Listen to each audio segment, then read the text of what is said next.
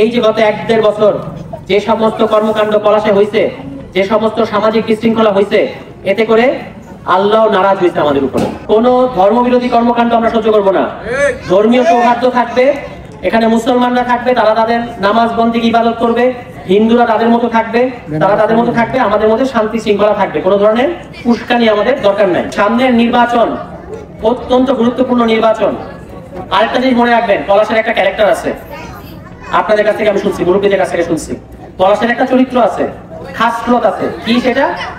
পলাশ যাকে একবার না বলছে, পলাশ তাকে ফিরায় আনে না। এটা হচ্ছে পলাশের চরিত্র। সুতরাং আপনাদেরকে এগুলো মাথায় রেখে আগামী নির্বাচনে, যেগুলো আমি বলছি, শুধু ঢাকায় বসে থাকবে, সন্ত্রাসীদের হাতে এলাকা তুলে দিবে, শুধু এখানে থাকবে, ঢাকা চিনবে না, এই ধরনের লোক দিয়ে হবে না। পলাশের জন্য যোগ্য নেতৃত্ব না আনলে আমাদের এই অঞ্চলটা বসবাসের উপযোগী থাকবে না। আজকে আমি আপনাদের বলে দিয়ে যাচ্ছি, আপনাদের সন্তান আমি, আজকে তারিখ সহ লিখে রাখেন, খারাপ নেতৃত্ব আসলে এই পলাশ বসবাসের উপযোগী থাকবে না, একটা নৈরাজ্যকর পরিস্থিতি এখানে তৈরি হবে। কাজে এটা যদি আমরা না চাই, যদি আমরা চাই যে সমাজটা ঠিক থাকুক, সমাজের মধ্যে কোনো বেলাল্লাপনা আমরা সহ্য করবো না, কোনো ধর্মবিরোধী কর্মকাণ্ড আমরা সহ্য করবো না, ধর্মীয় সৌহার্দ্য থাকবে, এখানে মুসলমানরা থাকবে, তারা তাদের নামাজ বন্দেগী ইবাদত করবে, হিন্দুরা তাদের মতো থাকবে, তারা তাদের মতো থাকবে, আমাদের মধ্যে শান্তি শৃঙ্খলা থাকবে। কোনো ধরনের উস্কানি আমাদের দরকার নাই। আমরা পলাশে সবসময় এই শান্তি শৃঙ্খলা মিলমিশ করে থাকছি না? পলাশে হিন্দু মুসলমান সবসময় মিলমিশ করে থাকছে না? কেউ যেন আইসা এইটা নষ্ট করতে না পারে, আমাদের যেন বদনাম না হয়। তার মধ্যে দেখেন, আল্লাহ মাফ করুক, এই যে আপনার ভূমিকম্প হয়ে গেল, এটার উৎপত্তি স্থল কোথায় জানেন? এই আমাদের এই যেখানে আমরা আছি এখন, এখানে। এবং আশা করি যে আর এরকম বড় করে ভূমিকম্প হবে না, অলরেডি 2-3টা হয়ে গেছে। হ্যাঁ, আমরা সবাই নিরাপদে থাকবো, কিন্তু আপনাদের প্রতি আমার আবেদন, আপনাদের প্রতি আমার আহ্বান, অহেতুক আতঙ্কিত হওয়ার দরকার নাই। এই যে আমাদের আল্লাহ বেহেশতে নেক, আমাদের এলাকার 2 জন মারা গেছে আগের ভূমিকম্পে। একজন ডাঙ্গার লোক, ইসলাম পাড়ার লোক, আরেকজন চরসিন্দুরের মালিকা গ্রামের লোক। আমরা 2 জনের বাসাতে গেছি, পরিবারকে দেখে আসছি। এবং কেন মারা যায় জানেন? মারা যায় হচ্ছে ওই যে ঝাঁকিটা যখন আসে, তখন আমাদের মধ্যে একটা আতঙ্ক তৈরি হয়। এই যে দৌড়াদৌড়ি শুরু হয়, একটা এক দিক দিয়ে দৌড় দেয়, হ্যাঁ আরেক দিক দিয়ে দৌড় দেয়, ওই দিক দিয়ে দৌড় দেয়, হ্যাঁ আরেক দিকে দৌড় দেয়, এই যে ধাক্কাধাক্কি, এর মধ্যে মানুষ মারা যায়। এরকম যদি কিছু হয়, তাহলে আপনাকে আশ্রয় নিতে হবে, গাছের নিচে, পিলারের নিচে, যেখানে আছেন আশ্রয় নিতে হবে। দৌড়াদৌড়ি করলে আরো আহত হয়েছে যতগুলা এই ভূমিকম্পে, বেশিরভাগই ওই দৌড়াদৌড়ি করতে গিয়ে আহত হয়েছে। তাহলে অহেতুক আতঙ্কিত হওয়া যাবে না, কিন্তু সাবধান থাকতে হবে, সতর্ক থাকতে হবে। ঠিক আছে? আশা করি যে আমাদের এই সুন্দর একটা অঞ্চলের উপর আল্লাহ সুনজর করবেন। তিনি জানি না আমাদের উপর কোনো কারণে নাখোশ হয়েছেন কিনা। এই যে গত 1-1.5 বছর যে সমস্ত কর্মকাণ্ড পলাশে হয়েছে, যে সমস্ত সামাজিক বিশৃঙ্খলা হয়েছে, এতে করে আল্লাহ নারাজ হয়েছে আমাদের উপরে।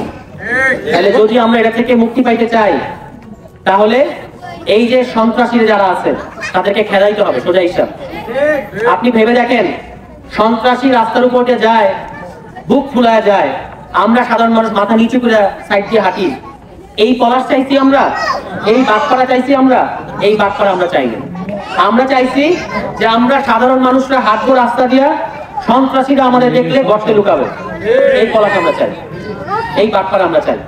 এবং সেটা সম্ভব যদি আপনারা আগামী নির্বাচনে সঠিক মার্কায় ভোট দেন, সঠিক নেতৃত্বকে আনেন। শক্ত নেতৃত্ব লাগবে, যে শক্ত করে কথা বলতে পারবে।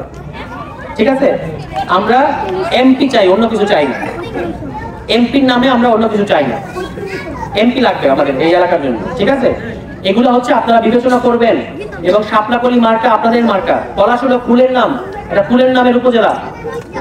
এই পলাশের প যদি কাটতে দেন কি হয়? লাশ। তো পলাশকে কি আমরা লাশ বানাইতে চাই? আমরা লাশ বানাইতে চাই না। যদি পলাশকে লাশ বানাইতে না চান, যদি চান যে ফুলের মতো ফুটতে থাকবে, আপনাদের হাতে হাতে ফুল থাকবে, তাহলে শাপলাকলির পক্ষে গণজোয়ার সৃষ্টি করতে হবে। লাস্ট কথা, আগামী নির্বাচনে যারা মনে করতেছে ভোট কেন্দ্র তারা দখল করবে, যারা মনে করতেছে ব্যালট বাক্স তারা ছিনতাই করবে, তারা দিবা স্বপ্ন দেখতেছে। পলাশের মানুষ আগামী নির্বাচনে শুধু ভোট দিবে সেটাই না, ভোট কেন্দ্র তারা পাহারা দেবে। কারা ভোট ছিনতাই করতে আসে, কারা ভোট কেন্দ্রে হাঙ্গামা করতে আসে, তাদেরকে জনগণের ধাওয়ায় এই পলাশে আর তারা থাকতে পারবে না। জনগণের শক্তির চেয়ে, শুনেন, গত জুলাই মাস আবার মনে করে দেখেন, আমাদের হাতে কোনো অস্ত্র ছিল? আমরা ছিলাম নিরস্ত্র জনগণ।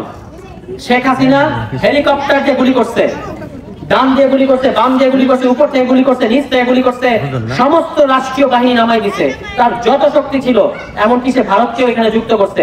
পারছে আমাদের সাথে? তাইলে পলাশের 2, 4, 5, 10টা সন্ত্রাসী কি এমন হয়ে গেছে?